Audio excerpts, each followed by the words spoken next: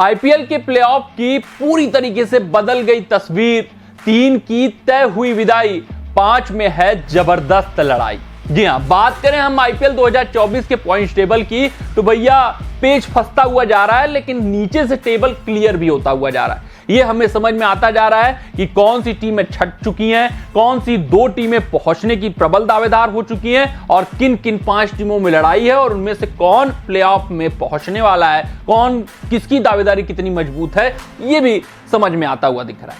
तो अपने इस वीडियो में हम यही देखने, यही सोचने और आपको बताने का प्रयास करने वाले हैं कि कौन सी 2 टीमें लगभग प्लेऑफ में अपना जगह बना चुकी हैं, कौन सी 3 टीमें विदाई हो चुकी है अनऑफिशियल तौर पे लेकिन हो चुकी है, और कौन कौन सी 5 टीमें जिनके बीच लड़ाई है और उनमें से कौन सी ऐसी 2 टीम होगी जो कि प्लेऑफ में जगह बनाएगी। यानी कि 4 टीमें लगभग क्लियर हो चुकी हैं प्लेऑफ की। तो आइए समझ लेते हैं इन सभी समीकरणों को, आपको बताते चलते हैं। लेकिन वीडियो में आगे बढ़ने से पहले, पॉइंट्स टेबल पर नजर डालने से पहले और सारा समीकरण समझने से पहले आप सभी व्यूअर्स से यही आग्रह, यही अनुरोध है कि अगर आपको हमारे अपडेट्स पसंद आते हो तो वीडियो को लाइक, चैनल को सब्सक्राइब। हाँ, फेसबुक पेज पे अगर आप वीडियो देख रहे हो तो फेसबुक पेज को फॉलो कर दीजिएगा। कमेंट सेक्शन में कमेंट जरूर दाग दीजिएगा कि आपके हिसाब से टॉप 4 की टीमें कौन कौन सी होनी चाहिए। तो आते हैं सबसे पहले पॉइंट्स टेबल पर, गौर फरमाते हैं। ये आपके स्क्रीन पर है पॉइंट्स टेबल टॉप 5 टीमों का, जहां पर आप देख सकते हैं राजस्थान रॉयल्स 9 मुकाबले 16 पॉइंट्स हैं इनके, 0.694 नेट रन रेट है। तो ये पहली टीम है जो कि प्लेऑफ के लिए क्वालिफाई कर चुकी है। अब 16 से ऊपर नहीं होगा क्वालिफिकेशन, इसी 16 पे होगा। इनका नेट रन रेट इतना मजबूत है कि अब इनको कोई डरने की जरूरत नहीं है। वहीं केकेआर टीम की बात करें तो ये भी अब 12 पॉइंट पा चुके हैं। इनको अपने 5 मुकाबलों में 3 मुकाबले जीतने हैं 16 पॉइंट तक पहुंचने में। हाँ, केकेआर ने इतनी बेहतरीन जीत आज के मुकाबले में अर्जित की है कि बाकी 2 मुकाबले भी अगर ये जीतते हैं 5 में से और बहुत बड़े अंतर से नहीं आते हैं, हारते हैं 3 मुकाबले, तो भी ये प्लेऑफ की रेस में बने रहेंगे। तो ये दूसरी टीम हो चुकी है लगभग केकेआर जो कि प्लेऑफ में पहुंचने वाली है। राजस्थान लगभग पहुंच चुकी है या यूं कहें कि पहुंच चुकी है, और केकेआर दूसरी टीम है जो कि प्रबल दावेदार है और ये टॉप 2 की लड़ाई लड़ते हुए दिखेंगे। अब इनका ये नहीं सोचना है कि प्लेऑफ में कैसे पहुंचे, अब इनको ये सोचना है कि टॉप 2 की लड़ाई कैसे देखें। यहां पर जो पेज फंसा है, चाहे हम सीएसके की बात करें, 9 मुकाबलों में इनके 10 पॉइंट, एसआरएच 9 मुकाबलों में 10 पॉइंट, एलएसजी 9 मुकाबलों में 10 पॉइंट, ये लड़ाई वाला है स्थान जहां पर 3 टीमें ये 10 पॉइंटों पे हैं। डीसी चौथी टीम है जो 10 पॉइंट पे है, जीटी 8वें पॉइंट पे है। तो ये जो डीसी आज का मुकाबला हारी है, अब इनके लिए कठिन हो गया, पनघट का प्लेऑफ का दुश्वार हो चुका। वो समझ लेते हैं कैसे।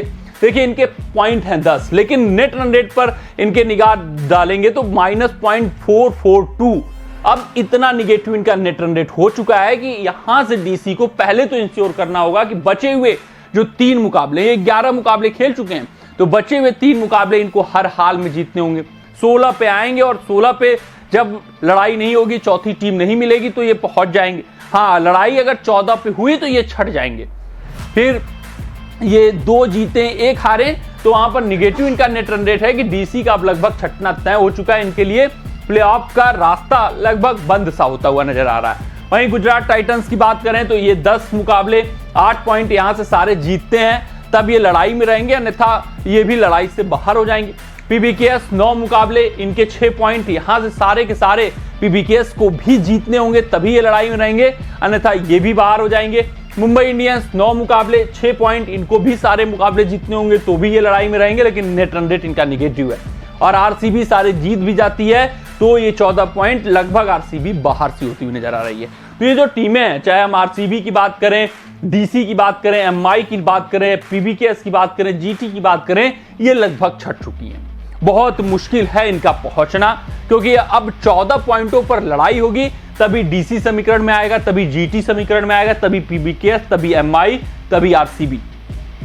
और उसमें से अगर नेट रन रेट की बात करें तो भैया जीटी -1.113 पे है, और उसके बाद बात करें नेट रन रेट का तो एमआई -0.261, आरसीबी -0.415, यानी कि आरसीबी, एमआई और जीटी ये 3 टीमें हैं, इनका नेट रन रेट इतना निगेटिव है कि ये 14 पॉइंटों पर भी लड़ाई बमुश्किल लड़ती हुई दिखेंगी, जिस कारण से ये कठिन हो चुका है। वहीं पीबीकेएस, डीसी को अभी मनाना है कि लड़ाई जो चौथे स्पॉट के लिए वो 14 पॉइंटों पर हो। अगर ऐसा नहीं होता है तो फिर डीसी और पीबीकेएस भी समीकरण से बाहर है। वहीं ये लड़ाई बन चुकी है एसआरएच एलएसजी और सीएसके के बीच में।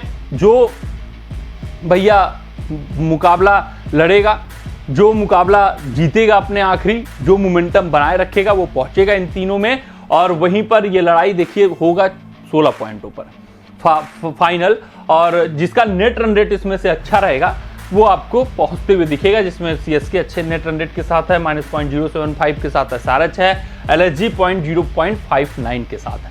तो ये लड़ाई है सीएसके, एसआरएच और एलएसजी के बीच, और देखना दिलचस्प रहेगा। वहीं डीसी भी जरूर मनाएगी कि 14 पॉइंटों पर आकर लड़ाई रुक जाए, और बाकी टीमें बात करें जीटी भी मनाएगी। जीटी हालांकि निगेटिव नेट रन रेट है, डीसी और पीबीकेएस मनाएगी 14 पॉइंटों पर लड़ाई लड़ जाए, जिस कारण से ये भी समीकरण में रहें। और जीटी, एमआई, आरसीबी 3 ऐसी टीमें हैं जिनका नेट रन रेट इतना निगेटिव है कि उनका पहुंच पाना बमुश्किल हो चुका है, बहुत कठिन हो चुका है। तो ये है पॉइंट टेबल का पूरा सूरत-ए-हाल, कौन सी टीम किस पायदान पर है। आरआर, केकेआर 2 ऐसी टीमें जो टॉप 2 की लड़ाई लड़ती हुई दिखेंगी। सीएसके, एसआरएच, एलएसजी के पहुंचने के चांसेज हैं, इनके बीच कांटे की टक्कर है। वहीं डीसी और पीबीकेएस 2 ऐसी टीमें जो समीकरण में आ सकती है 14 पॉइंटों पर, लेकिन नेट रन रेट पर इनको ध्यान देना होगा। तो कमेंट सेक्शन में कमेंट जरूर डाल दीजिएगा कि आपके हिसाब से टॉप 4 की टीमें कौन सी होने वाली है। मिलते हैं अगली रिपोर्ट में, तब तक आप अपना ध्यान दें, सुरक्षित रहें, स्वस्थ रहें, मस्त रहें। जय हिंद, जय भारत। अगर ये वीडियो आपको पसंद आया हो तो इसे लाइक और शेयर करें, और क्रिकेट से जुड़ी अन्य जानकारियों के लिए हमारे चैनल को सब्सक्राइब करना ना भूलें।